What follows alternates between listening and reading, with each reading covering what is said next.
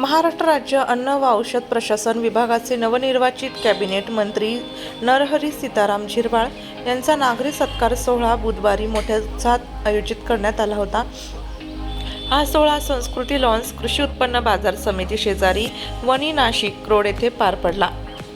सोहळ्याला महायुतीचे अनेक पदाधिकारी, कार्यकर्ते आणि स्थानिक नागरिक मोठ्या संख्येने उपस्थित होते। यावेळी मान्यवरांनी झिरवाळ यांच्या कार्याचा गौरव करत त्यांच्या पुढील कार्यकाळासाठी शुभेच्छा व्यक्त केल्या। कार्यक्रमादरम्यान उपस्थितांनी त्यांच्या नेतृत्वाखाली महाराष्ट्र राज्याच्या प्रगतीची अपेक्षा व्यक्त केली। या विशेष प्रसंगी आयोजकांनी उपस्थितांचे आभार मानत कार्यक्रम यशस्वी करण्यासाठी सहकार्य करणाऱ्या सर्वांचे अभिनंदन केले।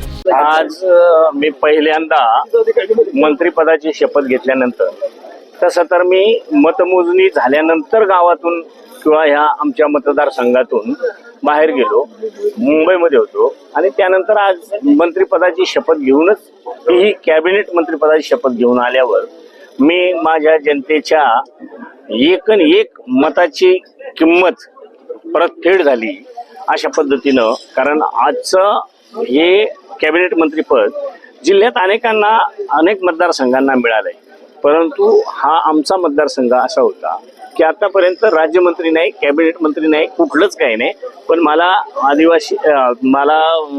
तुमचा अन्न औषध प्रशासन आणि सहाय्य हे पहिल्यांदा मिळालं। तसं तर उपाध्यक्ष विधानसभेचं हे सुद्धा मला पहिल्यांदा मिळालं होतं। अध्यक्ष सुद्धा मी पहिल्यांदाच या दिंडोरी तालुक्यातला झाला होतो। याचा अर्थ माझ्या जनतेचा, माझ्या समाजाचा माझ्यावर किती दृढ विश्वास आहे आणि त्या निमित्तानं मला त्यांनी चौथ्यांदा निवडून दिलंय आणि चौथ्यांदा निवडून गेल्यानंतर मी काहीतरी जनतेचं देणं लागतो हे आजपर्यंत सातत्यानं ते डोक्यात ठेवून काम करत राहिलो।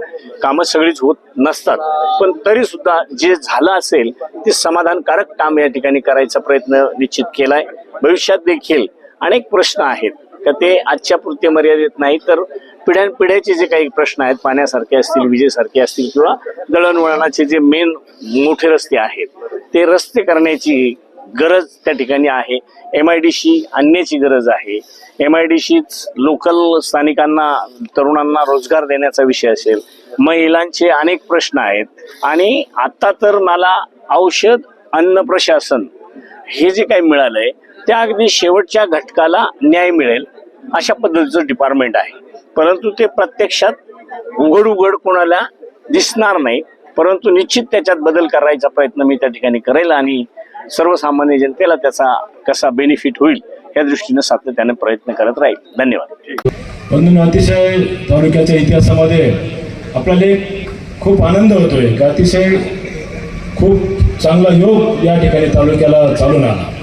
म्हणजे तालुक्याच्या इतिहासामध्ये पहिल्यांदा असं घडतंय स्वातंत्र्य मिळाल्यापासून कधीतरी आपल्याला कॅबिनेट मंत्री दर्जाचा अधिकार प्राप्त झाला आणि त्या दिवशी बातमी ऐकून आम्ही सगळ्यांनी तसं शक्य होईल त्या प्रयत्न केले, परंतु ज्या दिवशी बातमी खरी ऐकली, कारण फार मोठी स्पर्धा होती, प्रचंड बहुमताने सरकार त्या ठिकाणी तिन्ही पक्षाचं स्थापन झालं, प्रत्येक पक्षाचे खूप त्या ठिकाणी सन्माननीय आमदार महोदय त्या ठिकाणी निवडून आलेली मोठी स्पर्धा होती, परंतु त्यातली त्यात आपला नंबर लागला। म्हणजे बंधूंनो, आपण खऱ्या अर्थानं साहेब भाग्यवान आहेत, परंतु आपण तालुक्यातील जनता खूप भाग्यवान आहे।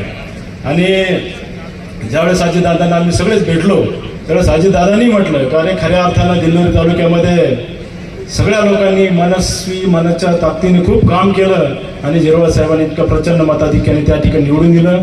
निश्चितपणे त्यांच्या देहबोलीवरून कळायचं का साहेब निश्चित त्या ठिकाणी साहेबांना कुठली तरी चांगली संधी देतील आणि ती दिली।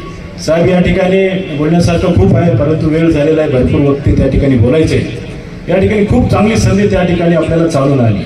आपला तालुका तसा हा नैसर्गिकरित्या खूप सदा आणि संपन्न तालुका, चांगल्या रीतीने खूप पूर्वीपासून धरणांचा तालुका म्हणून त्या ठिकाणी आपला तालुका ओळखला जातो।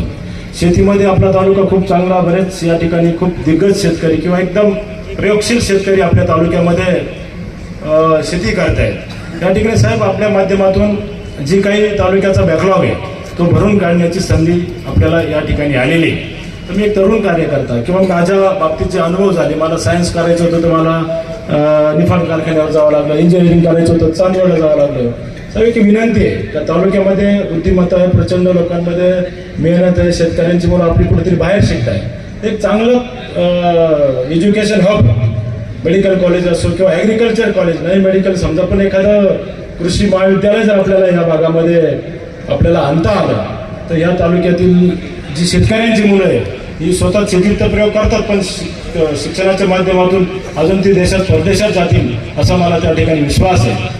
दुसरा महत्त्वाचा मुद्दा साहेब, त्या ठिकाणी खूप चांगली इंडस्ट्री कळत नकळत आपल्या भागामध्ये, मग अकराळे असेल किंवा ह्याही लखमापूर भागामध्ये खूप चांगला उद्योग त्या ठिकाणी पाणी असल्यामुळं किंवा रोजगार या ठिकाणी उपलब्ध होत असल्यामुळं, मजूर मिळत असल्यामुळं इंडस्ट्री या ठिकाणी चांगल्या पद्धतीने आपल्याकडे आली आहे.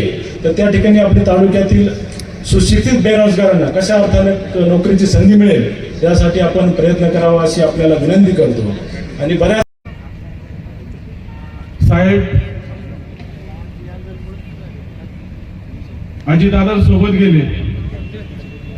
गेले असताना तो त्यांचा 2 वर्षाचा जो काळ होता, दादासोबत साहेब काय गेले, अख्ख्या जिल्ह्याने, अख्ख्या तालुक्यानं, दोन्ही पेठ आणि दिंडोरीच्या तालुक्यातील जनतेने बघितलं.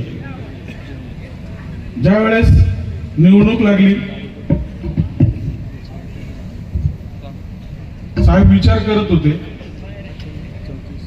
आपण आता राजूभाऊ एक तालुका अध्यक्ष या नात्याने ती जबाबदारी ते विचारायची आम्हाला सर्वांना, प्रकाश वैद्य असतील, विश्वासराव असतील, सदुआप्पा शेळके असतील, सर्वांनी विचार घेऊन आणि महायुतीच्या सरकारमध्ये आणि दादा बरोबरच राहायचं ठरवलं. साहेबांनी आम्हाला सर्वांना असा शब्द दिला होता, राजूभाऊ एकटे अजितदादा जरी राहिले तरी मी एकटा त्यांच्या बरोबर राहील, पण मी दादांना काही सोडणार नाही. म्हणूनच नरेंद्र भाऊ जाधव असतील, सुरेश भाऊ असतील, नंदूभाऊ बोंबले असतील, आमचे माणिकराव उफळे असतील, सर्वांनी अतिशय मोठा निर्णय घेऊन आणि एक विकासाचं सरकार या महायुतीचं सरकार बरोबर आणि अतिशय मनापासून आज व्यासपीठावर सर्वच मान्यवरांचं मला मनापासून आभार मानतो का त्यांनी झिरवळ साहेबांना भूत न भविष्य असं निर्णय निवडून दिलं. तर मी प्रथमतः एक तालुका अध्यक्ष नात्याने मी आपले सर्वांचे आभार मानतो.